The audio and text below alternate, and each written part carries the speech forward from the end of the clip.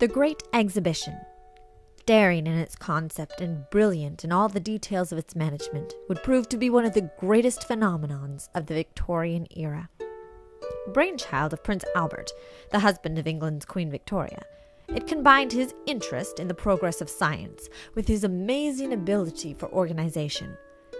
Ambitious beyond anything ever attempted, masterfully executed, moving rapidly from idea to reality, the exhibition could rightly be labeled the eighth wonder of the world. At the height of the Industrial Revolution, it brought the entire world together in the largest display of the progresses made in science, technology, and art throughout the world.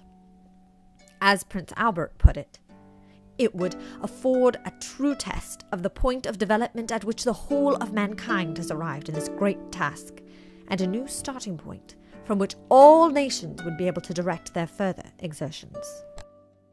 First, a location was needed big enough to host this grand event. The 350-acre Hyde Park was chosen as the setting, while plans were begun for a building that would house the thousands of exhibits brought to the location. Within 10 days, Joseph Paxton had designed a spectacular building of glass that would completely cover 19 acres of Hyde Park.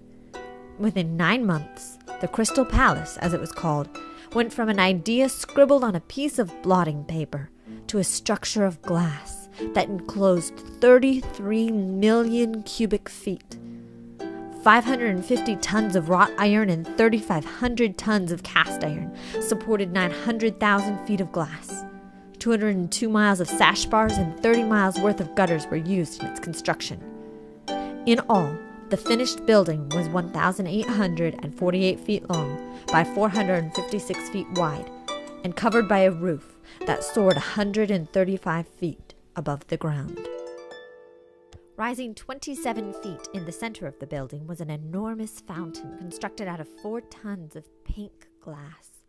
The gentle cooling spray made it a pleasant place to gather in a building that no doubt became unpleasantly warm when the crowds became dense. In this grand building was housed over 13,000 exhibits from all parts of the world: France, Italy, Austria, Russia, China, India, Egypt, and many more. Its attraction was not any one thing, but the collection of myriads of amazing artifacts from around the globe. As Charlotte Bronte said, "It is a wonderful place, vast, strange, new, and impossible to describe. Its grandeur does not consist in one thing, but in the unique assemblage of all things." The great wonder of the exhibition was that it brought the world together into one location for people to view. The Victorian era was the age of invention, and the exhibition displayed all the best and most brilliant inventions of the era. The largest display was a hydraulic press that was used in the building of bridges. Generating an immense amount of power, it was controlled by one man, yet it could lift 1,144 tons of metal. Another invention, an enormous pipe organ built by Henry Willis, was erected. It was so impressive in its construction, sound quality, and the improvements that he had made to the organ that he was appointed to construct the pipe organ for St. George's Hall in Liverpool. Other inventions, less impressive but still showcasing the abundant inventiveness of the age, included instruments like the stiletto umbrella. What could be more innocent than an elderly grandmother taking a walk with her umbrella over her arm? And who would guess that it bore a deadly blade upon its tip? Another funny invention is described vividly by Mary Smith, a young woman who wrote about her visit to the exhibition. She said, "We struck out in another direction and came upon a world of wonders of mechanical skill. One of these was a bedstead so contrived that it could be set like an alarm to any hour desired, and at that time would begin by springs to fold itself up and throw the sleeper out of bed." Talk about waking up on the wrong side of the bed. There were even inventions for the disabled. Pews were built with rubber tubes fastened to the pulpit so that the sound would be especially amplified for the hard of hearing. An ink was also made that dried and raised lettering so that the blind could read it. Besides inventions, there were also wonderful exotic displays from around the world.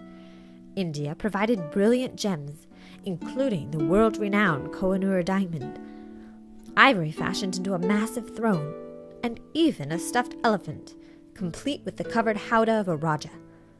By the end of the exhibition, which was open from May 1st to October 15th, Over 6 million people had come to visit this modern wonder of the world. The profit of £186,000, which was made, served to fund the Victoria and Albert Museum. It is probably safe to assume that nothing like this grand exhibition had ever been attempted on this large of a scale and with this degree of success. Never before had all the nations of the world come together in unity to display the combined triumph of their own individual genius. Truly, its like had never been seen before, and will probably never be seen again.